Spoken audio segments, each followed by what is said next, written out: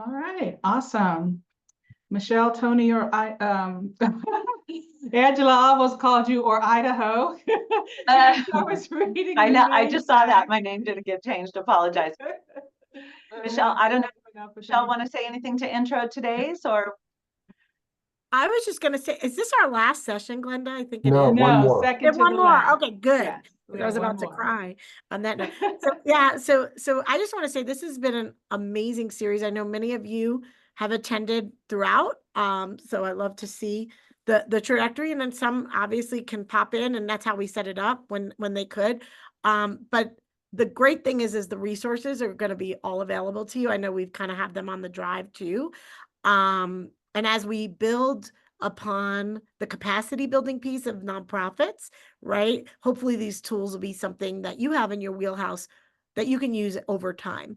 And then again, with that too, always recognize that as TA, these are also opportunities for you. And when we're at the gathering too, and we'll have conversations and we're gonna have table topics. We're gonna have one on fund development. We're gonna have one on human resources, HR, kind of some of the things that related to this.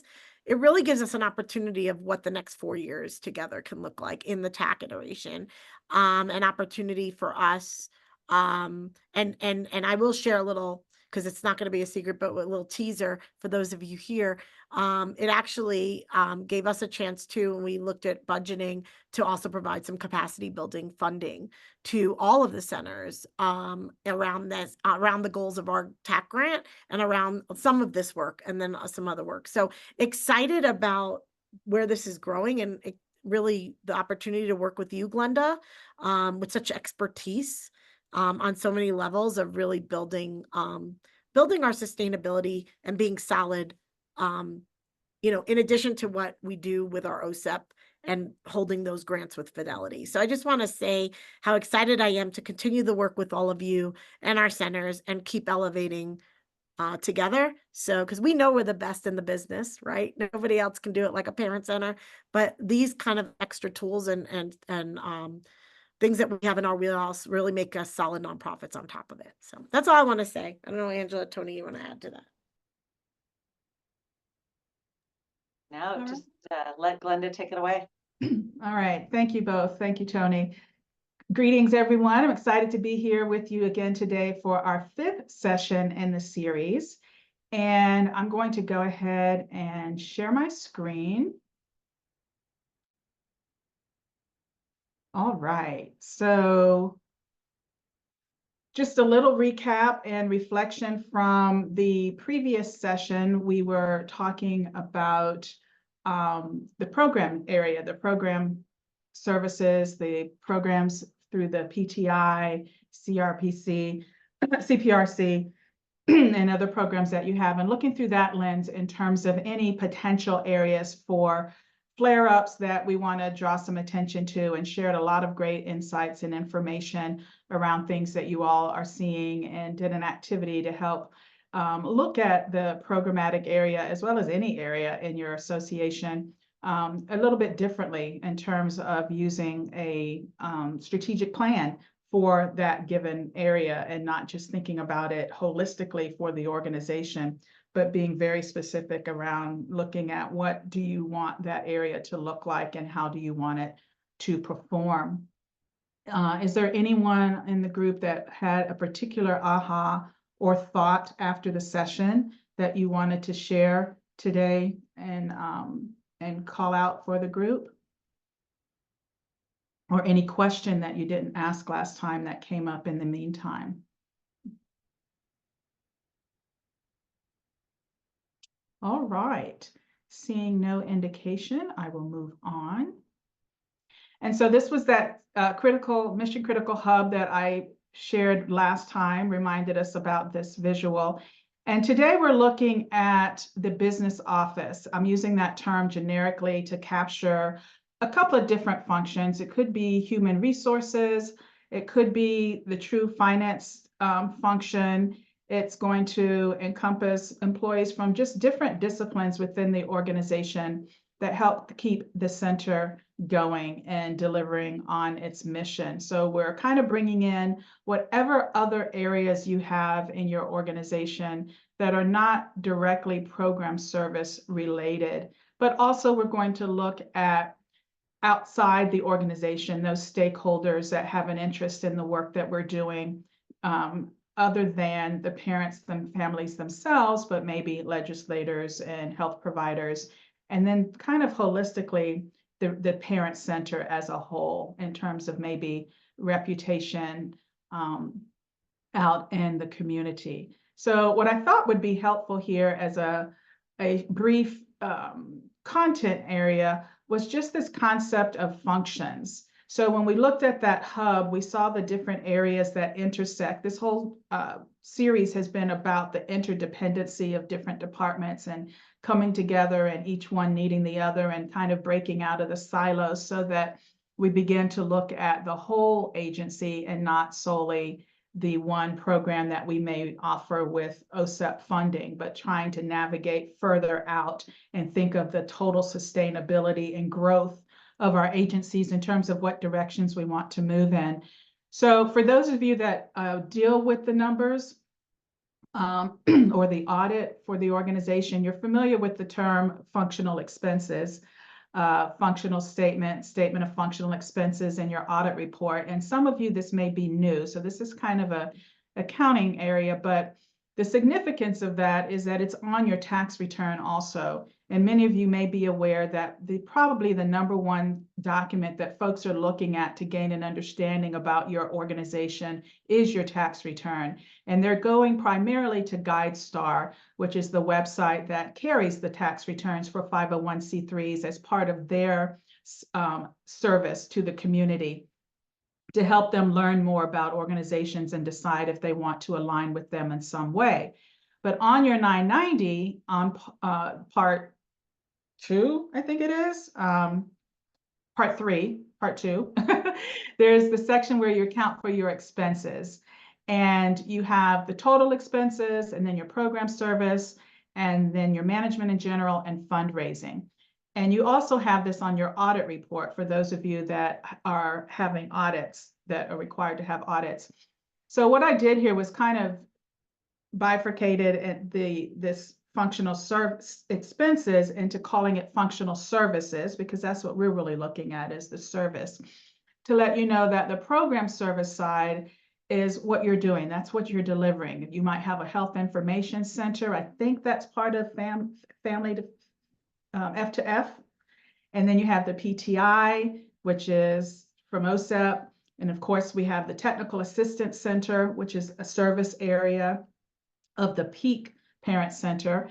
So all those things are your program services. And that's what folks are really focused on when they look to see how you're spending their money. They want to know that most of it's going into programs. But what we know more accurately is that you can't have programs unless you have support. And so support services is what everyone traditionally calls overhead. And overhead becomes a dirty word because they're saying, oh, we don't want it going into all this unnecessary expense or into salaries, not realizing that if you're a service-oriented nonprofit, then salaries is your largest expense. And most of that will probably be program salaries. But you do have administrative salaries, you have HR department salaries, you have facilities and maintenance expenses. And so everything else that's not program is considered support services, and specifically management in general, and then fundraising, because raising those dollars helps support the work that you do.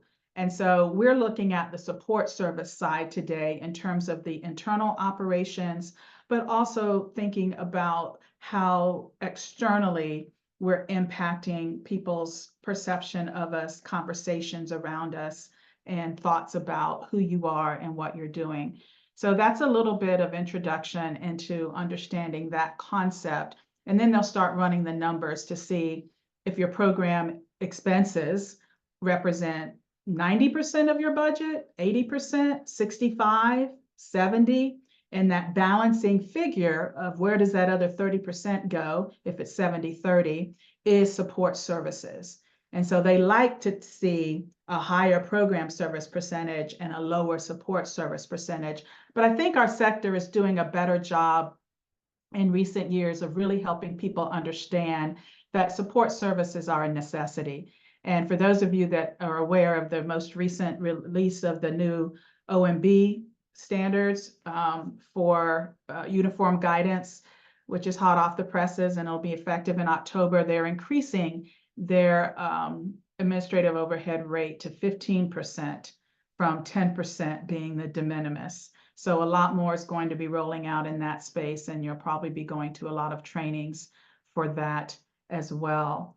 So what I want to do now is go ahead and move into this last area that we have for discussion in terms of fire causes and the impact that they have, or what we've been calling victims. And we'll spend a little bit of time looking at these topic areas, and then we'll do an activity where you can share some other things that I haven't captured. So this is taken directly from the original information that was sent to you, and especially on the next part with the impact or the victims, the affected, there's a combination of some warning signs, but also some good things that happen. Because if you think about it, if we're talking in the terms of the theme of this whole series, when a fire occurs, not everything is destroyed. Some things are saved, some things survive, and it's because certain measures were taken to ensure that, or we had a quick response, or we had procedures or policies that saved that. So in this area, it was really relevant to show some of the positive as well. So we'll see that in the next slide. But starting here with some causes for business office personnel, again, thinking about support services. And I have 3 named here: administrative support, if you're thinking more clerical, administrative, executive assistant; finance, all the accounting function; human resources with employment, evaluations, training. But there could be some other back office, if you will, support services that you have in your agency that you'll be able to share and contribute to the conversation.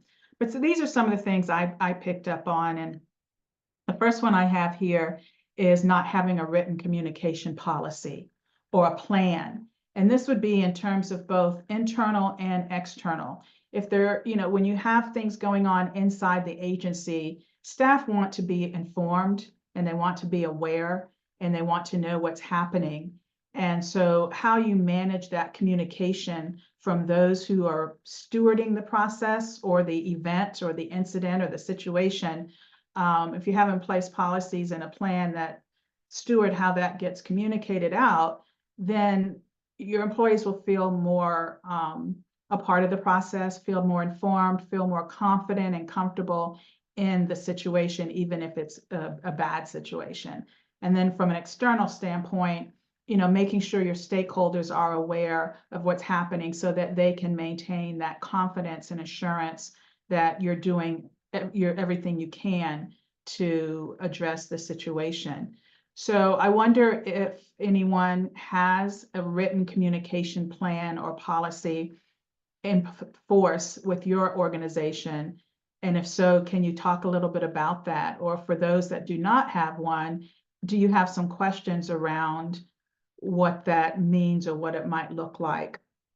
And maybe share with one another, and also I can chime in again as well. So does someone want to come off mute and share around their organizations having or not having such a policy or plan?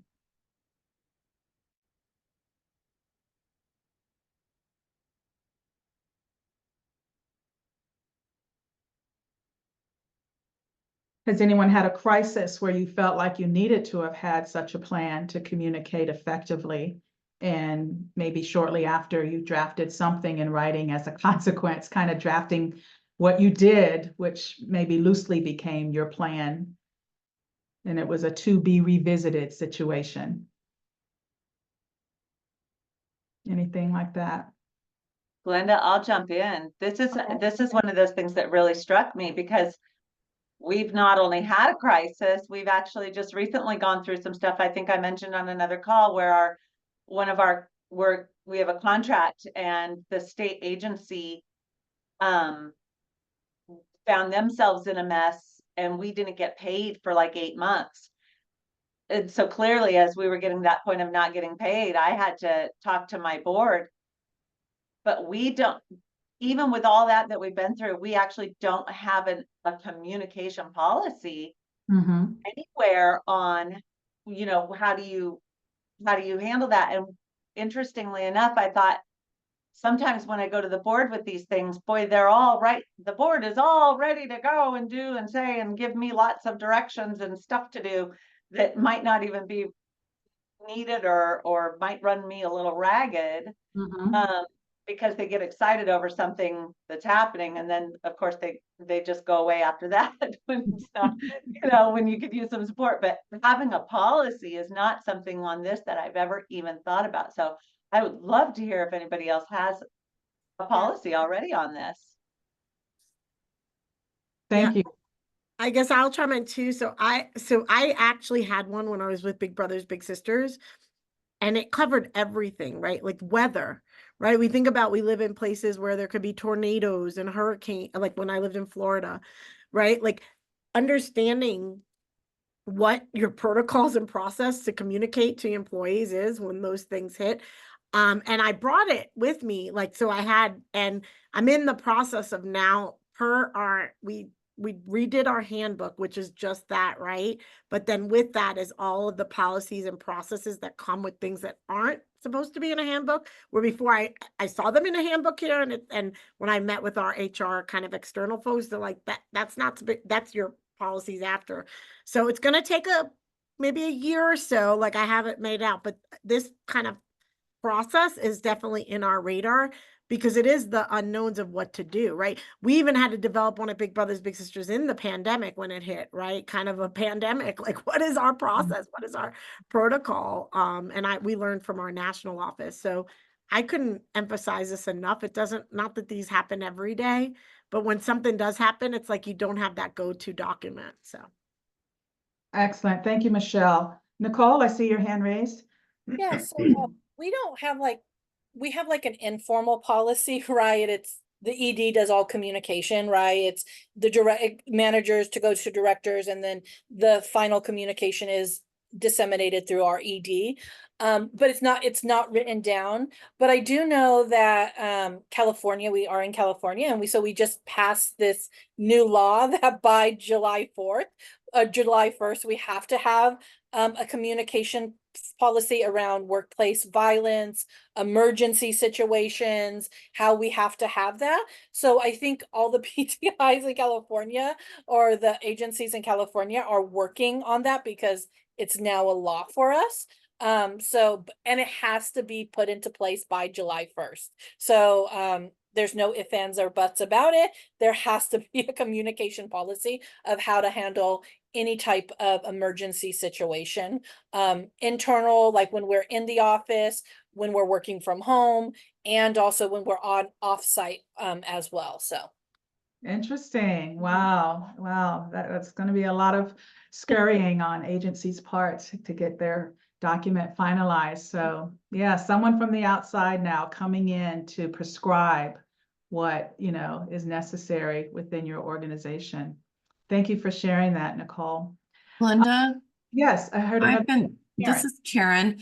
I've just been looking through the resources to see if you provided us with a sample communication plan. No, that will follow today's session. Okay. Yeah. All right. Follow up. I mean, we have everything written down about what people are supposed to do. We don't call it a communication plan. Okay. So I'm curious to see like what your sample looks like to see if we have those items covered. Yeah, and it can take many forms, and it may be part of a larger plan. Having a policy around the fact that the board mandates that such a policy exists, and they draft what the language is around what the policy's intent is to be as a starting point. And then the plan could encompass emergency situations, whether like Michelle was saying, situations or communications with the media, who's responsible, when does it occur, how do we communicate with staff, what does that protocol look like when there are situations, especially now that we're remote, how different technology is to be used for communication, which may be part of some other policy or plan that already exists as it relates to, say, social media and staff's engagement in social media and what they're posting and saying about the agency, and whether the board has the authority to speak to certain matters in social media. So to your point, it could exist in a lot of different formats and may exist to some degree in other sections, but certainly having a policy to begin with that mandates it and then designing what that looks like is a best practice. So yeah, I'd be curious with the California requirement, what that looks like. Can somebody put that a link in the chat? Yeah, I'll try to find what it is. It's a whole thing. It was voted in January. So we had from January to July to do this. So yeah, I'll send the law. Oh, that'll be a great resource. Absolutely. Be a great tool to start with. Moving on, written financial policies and procedures that address controls. Keep in mind, some of these things are derived from actual circumstances that occurred with centers. And so when you think about policies and procedures around financial assets and cash in particular and other assets, to what degree have you spelled out the controls that protect those? We kind of think about cash coming in the door, and we probably have policies which doesn't happen much anymore. Back in the day, when people would come in with cash or even checks for that matter, how does it get logged? Who is it given to? How does that person keep track that it came through the door and that they then passed it on to finance? How is it evidence that finance collected it? What's the evidence that finance deposited it in the bank? What's the process to ensure that that bank account was reconciled to confirm that it was there?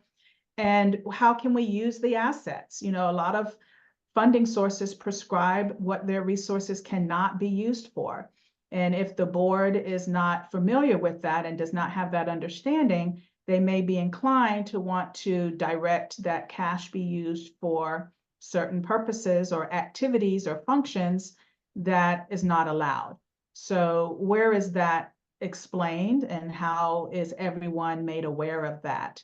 And actually, something that when you were speaking, Karen, made me think of was, how is it communicated? And to our point of communication, how do we ensure that people are made aware of these things? Are we handing them an HR policy and a finance policy when they start, and then we have them sign off on it, ensuring that they received it? Or do we do some things to ensure that they read it? Like, do we have periodic time, either training sessions in full or segments on staff meetings or at board meetings where we focus on a particular area and have a discussion to ensure everyone is on the same page with the interpretation and understanding of what that means? And then how is it applied? How do we live that out within our organization?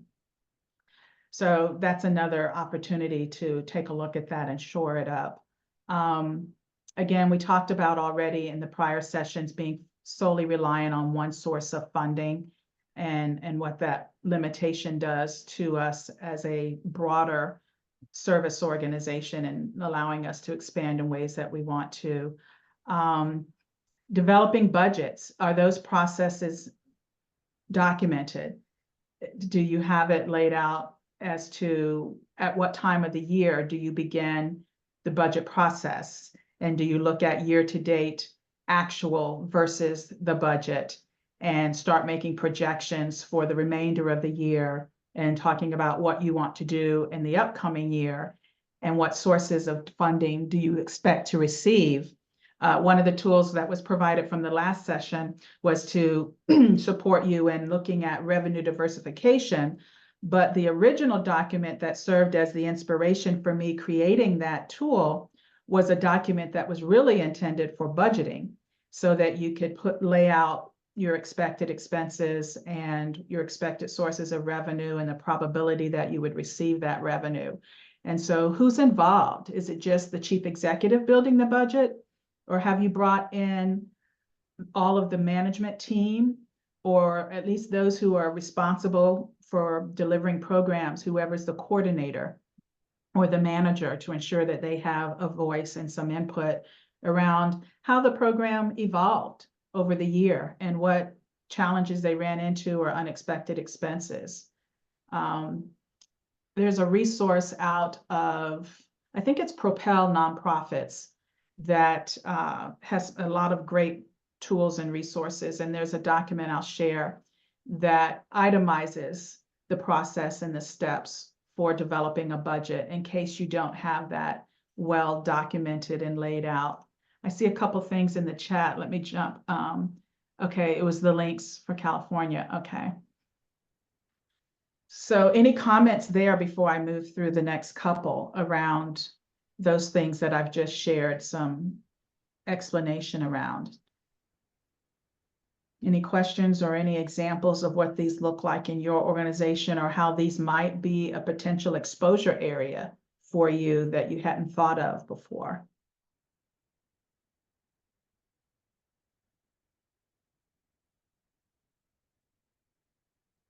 Okay. Let's see.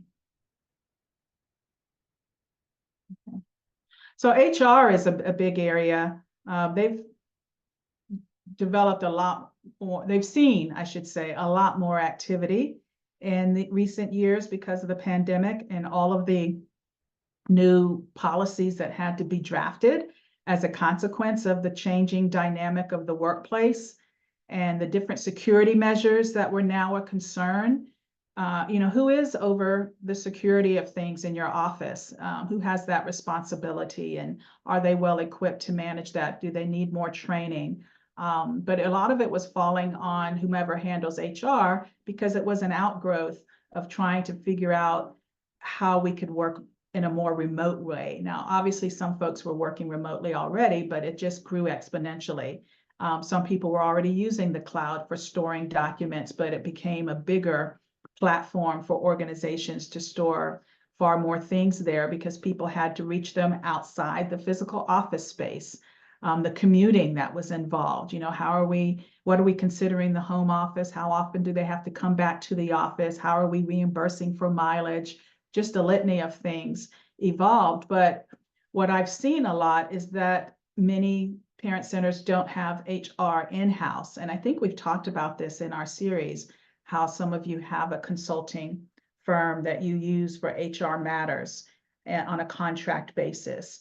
But how does that work for you? Is that working well? I know there's one center that relies heavily on them for employee matters, but from the employee perspective, they don't feel like they have an immediate go-to person when they have an employee HR matter, because the HR is an outside firm, and it's not quite the same as back in the old days when you had a physical HR person in your building, so to speak. So that might be creating some dynamics that lead to situations where your employees might not feel that they have proper access to some questions they might have, or some things that they're feeling or experiencing that they need to share in some way. So I'd be curious to hear about that dynamic and how that's working for your centers. Do you have HR in-house? Is that falling under the purview of your finance department, your ED? Is it outsourced? Nicole, I see your hand. Go ahead, please. So we do have an HR person, a dedicated HR person in-house. It's one of the few positions that is not one of our hybrid or remote positions. They have to be in the office. They are part-time. They're only there 20 hours a week, but that, it gives them a good time when we're all in the office. California has very strict labor laws. Very strict labor laws. We have lots and lots of labor laws around, like, when you have to take a lunch, when you take your lunch, your breaks, like they're very, very, very strict. So we did have somebody who was our financial person doing it, and it became too overwhelming with the pandemic, doing policies. So we thought as an agency, as we grew, we really needed a in-house person. So when she came in, she redeveloped our handbook. We put a lot of policies into place, written down policies. We have we are hybrid, so we have a telecommuting contracts. We have all of these contracts that we are signing and that we're held liable to. So it has been very helpful to have an in-person with our insurance and taking care of all of that. But yeah, I think in California, you kind of need that because of our strict labor laws, and it's hard to have outsource a firm to do that for us. Thank you. Very helpful information, very insightful. True, I see your hand up. I just wanted to echo what Nicole says. Like here in California, we have very, very strict labor laws. We actually have both. We have an in-house HR staff, actually an HR director. She handles all of our staff personnel concerns. And then, you know, in an event that the issue we have, we need like a non-bipartisan opinion, non-bipartisan, we would then contract that out to an external consulting company. And so I know that for myself and my department, that there has been a couple of instances where we've had to do that, where we've had to get the opinion of somebody that's not internally in the organization so that we are making a rational decision. But we have both here with EPU. And granted, we're larger than what I believe is typical nonprofit too. So over 120 staff. So Good, good. Well, that's a great situation to be in, to have someone in-house and then have an outside resource to consult with on challenging or difficult or special matters. Good. Suzanne? You're muted. Okay. There we go. Yeah, task, we basically are using ADP as our HR source to keep us in compliance with all the laws. And typically what they'll do is they'll put something out that we need to verify that we have read the information and that we are implementing whatever needs to be implemented. So we don't have anybody in-house doing it. We're basically using the ADP source. Okay. Yeah, I've seen that as well. Okay. Thank you for sharing. Michelle? Yeah, as I'm listening to everyone, my brain is turning too on how this also correlates to building infrastructure capacity in fund development that that maybe OSEP grants couldn't cover, right? And I know, you know, we heard Nicole and True and larger centers that actually have other projects too that are or fund development that is supporting. I think when you think about what I call building the bench, right? Where what I see in many of our parent center world is there's an ED and there's not a lot of a deep bench in operations or HR and stuff. So this kind of just triggers in me also in that mindset of how as nonprofits too, right? We think about those terms to kind of, because we outsource too, and it's only $7,000 and we have employers council, which again, will also do things for TAC because that's what we can afford, right? But because that, nobody's going to be at a high caliber HR for a $7,000 salary, right? So I you know, I kind of feel the same thing with fund development, right? These are those funds that OSEP won't cover. Sometimes they might cover portions of HR, like as it ties to program people. But again, when your PTI budgets are this small, and if that's what you're relying on, it's really hard to have these things in a nonprofit. So as you guys know, that's where my brain always goes. Like these things are so important, whether you're outsourcing or in but you got to be able to pay for them. So that's just just my 2 cents.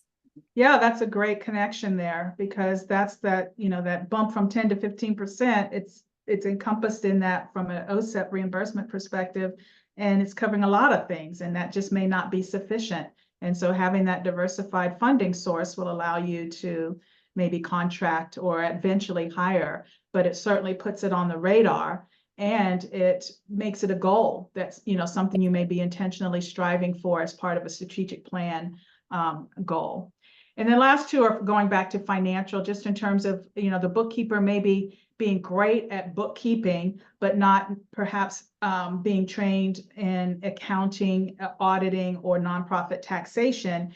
and needing that extra resource to support the work that they're doing, as well as the information that's presented to the board or to even other managers in the organization. Is it dashboard oriented, trends and metrics so that they can be easily comprehended and used for decision making, or is it very financial in orientation? I think we may have touched on this before in another segment as well, to where you would have to be or feel like you would need to be an accountant or a bookkeeper to be able to understand it. And so all these things lead to different impacts on our various stakeholders, and it leaves them in a position that's could be avoided, could be mitigated, a position that might feel uncomfortable to them. And so that's where we navigate to the injured, the victims. And I have the business office here on the first section, and I have, just 3 of the items listed, but this is where I'm expanding a little more broadly and looking at the implications to the parent center, to families, and let me get my little laser pointer here, to the parent center, to parents and families, and then other external stakeholders. And this is almost not just with respect to today's session, but even the sessions we had prior. A lot of these things relate to what we've already discussed. So from a business office perspective, again, focusing heavily on finance in this instance, the bookkeeper probably feels confident. So that's a positive thing about his or her ability to capture the activity in the transaction. So that's something good that survived the fire. They're probably very well versed in the OSEP rules and the grant budgeting and deliverable requirements, but they might be desirous of a consultant or some sort of advisor. Another one that fits here perfectly is the human resource consultant that we just talked about. When you look at the parent center, some of the effects on the parent center as a whole, you could see board resignations just from amassing all of the things we've talked about in the prior sessions up through today.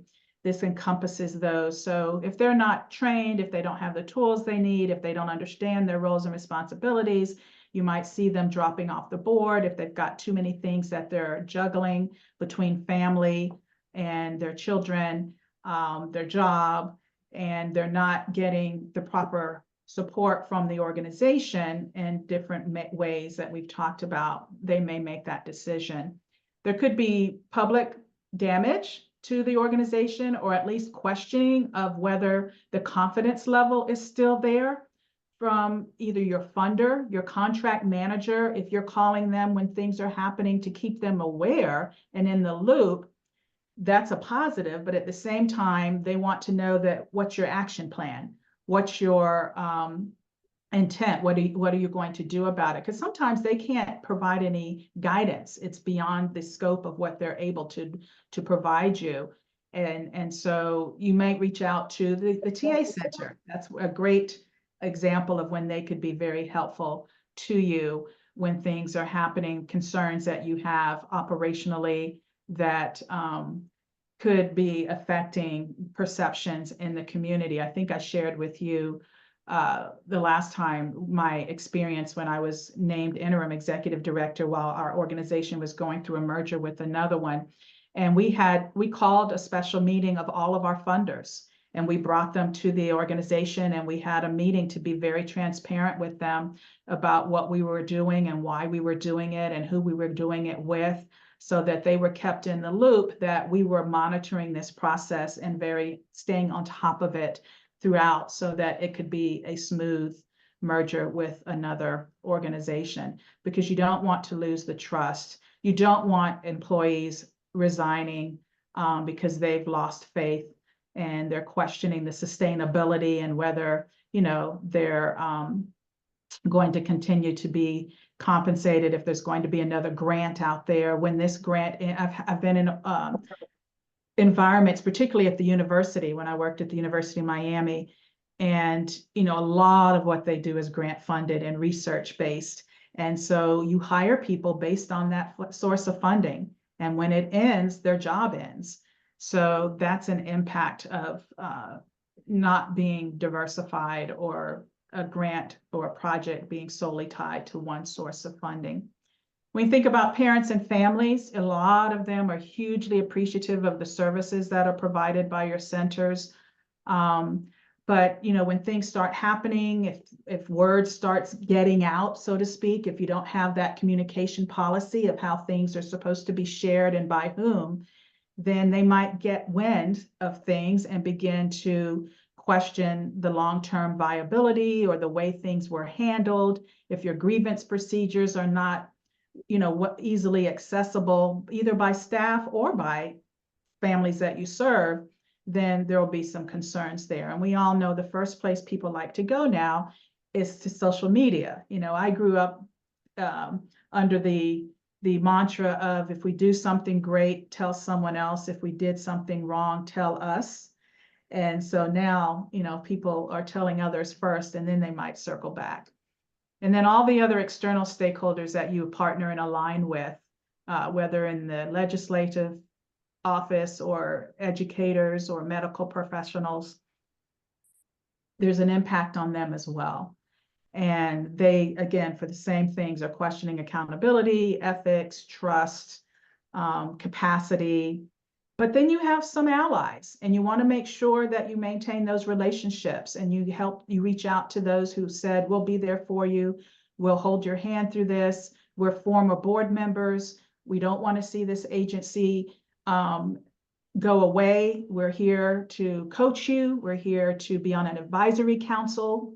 We can't serve on your board, but we could be on an advisory council. We're willing to come in and do training. We can write a check and give you some carryover funding. Those relationships are important, and identifying those individuals who are strong allies. It could be the founder who's now retired, and they, want to make sure this legacy carries on. All of these different constituencies, including those inside, have a vested interest. And so I really wanted to be able to kind of close this out in terms of these segments with looking at all the different folks that are impacted. And my way of talking about this, certainly if anyone has something they want to chime in with right now, please go ahead and make it known by coming off mute or raising your hand. But I have a little activity that I'll jump to and give you an opportunity to kind of think about some of these things I've just shared in the context of your specific center and see what you come up with. But does anyone have an initial response, question, or comment that they want to make?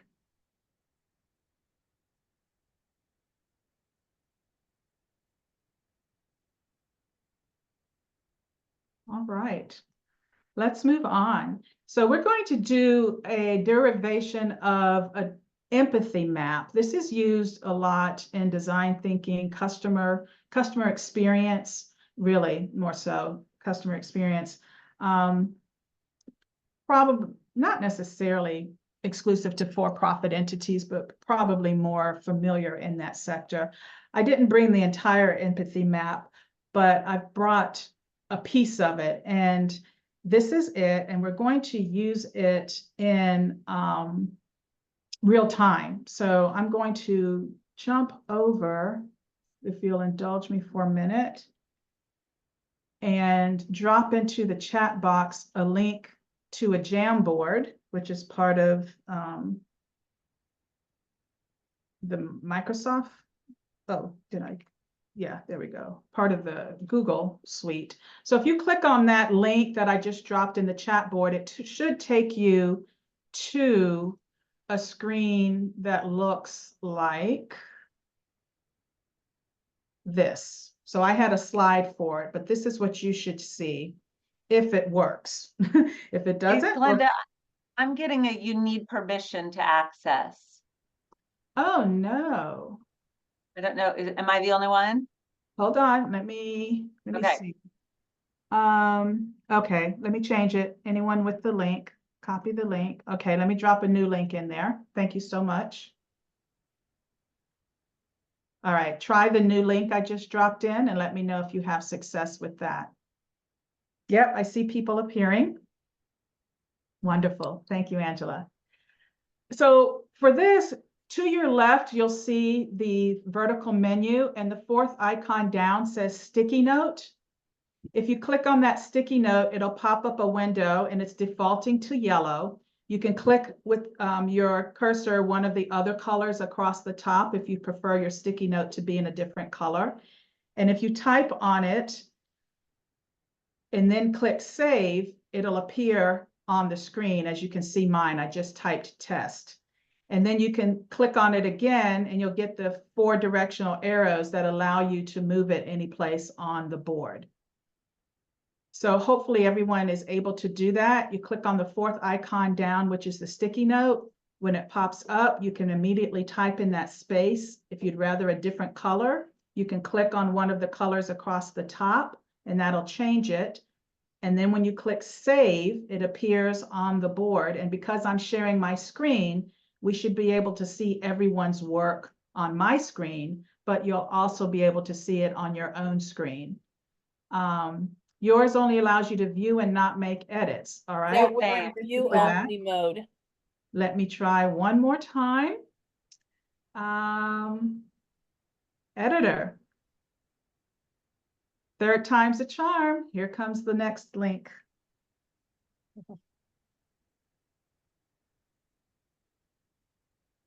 All right, so you'll have to go out and come back in with that 3rd link and you'll be able to edit. Thank you very much.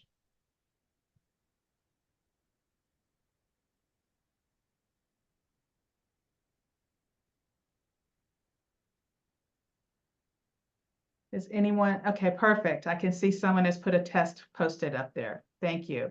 And then you can drag it. So what I'm gonna have you do is, based on what I just shared in terms of the impact, the effect, some of these little fires that we've been talking about throughout this whole series translates into it affecting our ability to deliver our service, our ability to deliver the way we want to reach the stakeholders that we want, either it's donors, board members, families, legislators, employees, having the policies, the procedures that keep us accountable, show us how to respond or react or be proactive and be a leader in different areas.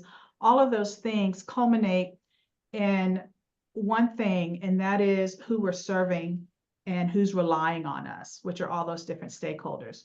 With this empathy map, what you're doing is looking at yourself through the lens of those other people. So what I want you to put in these 4 quadrants is, what things are you seeing them do that could be an indicator to you that you need to focus on making some changes in this area? What are you seeing? The other block is, what are you hearing? What are people verbally saying about their experience with your service, the load they're carrying as an employee, which speaks to needing, more sharing of the load or hiring more staff, your inability to raise funds because the board's not doing what they're doing, the 20% of the board that's doing 80% of the work. What are you hearing people say that could be a fire in itself that indicates you might want to direct your attention to something, whether it's your bylaws or some other area? So what are you seeing? What are you hearing from various people? What are they specifically saying? And then what are they doing? Are they not coming anymore? Are they giving you lots of funding and that lets you know something's working well? Are they volunteering to serve on committees? Are they not showing up at meetings?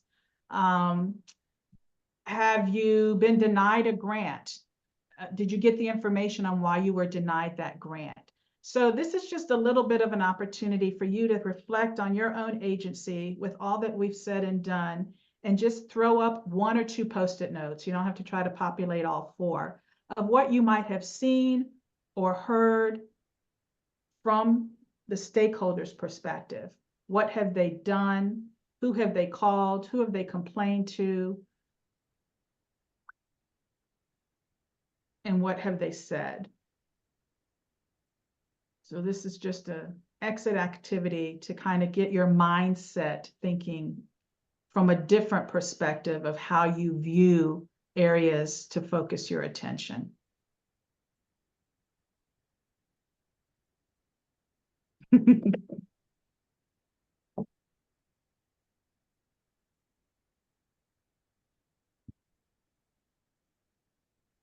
And if this Jamboard's not working for you, again, you can always drop things in the chat, and you don't have to qualify them with see, hear, say, or do.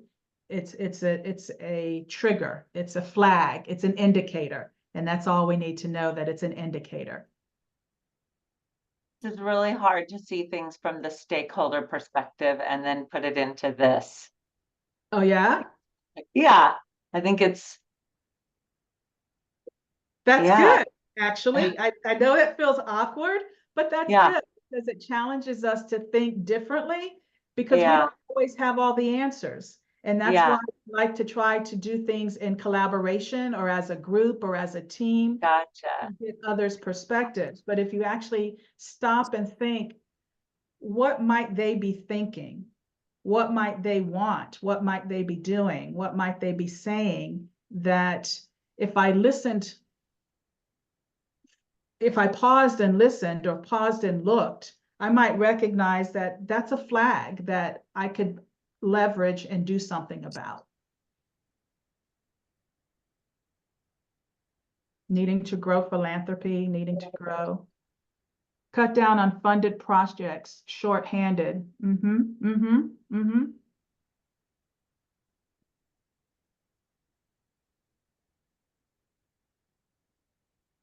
This definitely is a stretch and it is new, but I would invite you to try this out with your staff, or with your leadership team or with your board. I'll send you the template that has the full construction of this, and explain how to use it in case you want to use it in one of your meetings as a way of kicking off discussion. Recruiting more parent volunteers. Yep.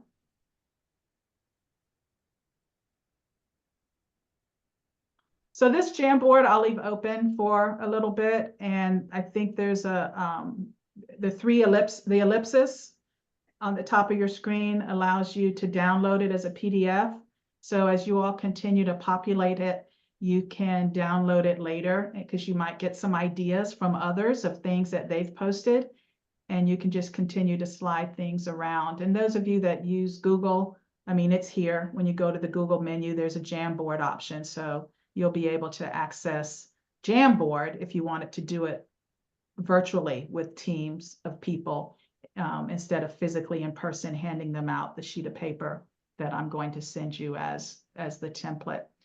But let me go back to the deck and wrap up today's session. We're nearing the end. So bringing it all together, we've spent our time from the beginning of the series reviewing and discussing these different causes and their impact.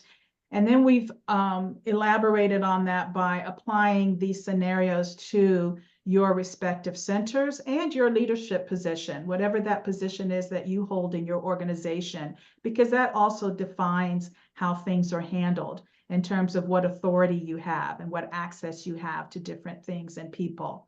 And so as follow-up, I've been sharing different tools and resources, and we've talked about various methods. It might not be a tool or a resource, but it might be a way of doing something differently or approaching it that not only have I shared, but you all have shared as peers. And so we want to bring that all together, and then from that, identify action steps. So what we're going to do in the last segment of our next session, which is on June 26th, 3 weeks from now, you're going to work on this template, which I'll provide as well. And throughout this whole series, for however many sessions you were able to attend, you've likely been taking notes. And thank you, Vonda. Appreciate you. You've likely been taking notes of things that were relevant to you.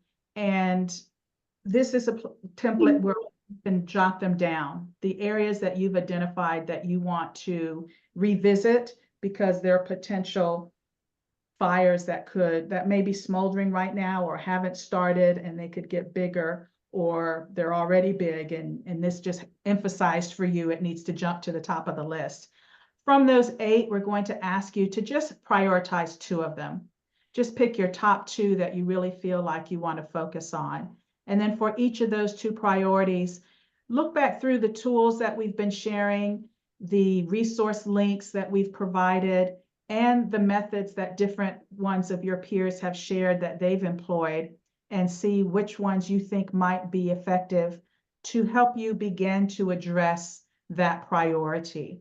So this is going to be our work in our last session, to then come up with action steps from that. What are the first 3 things you're going to do to help you address this priority, given that you've identified these tools? So we have some time between now and then. If you start thinking of ideas in the interim, that's great. If not, don't worry about it, because that's how we'll spend our time in the next session. But I wanted to tee that up for you today. And with that, we are right at 5 o'clock. I'm going to ask if there's any final comments, questions, or observations, because we are recording it. And it is for the benefit for those who couldn't join us, but also for those that had to leave early or joined us late because of another commitment. They can go to the recording and catch the back end or the front end wherever they missed. So anything from those of you that are still here that you want to share or ask about?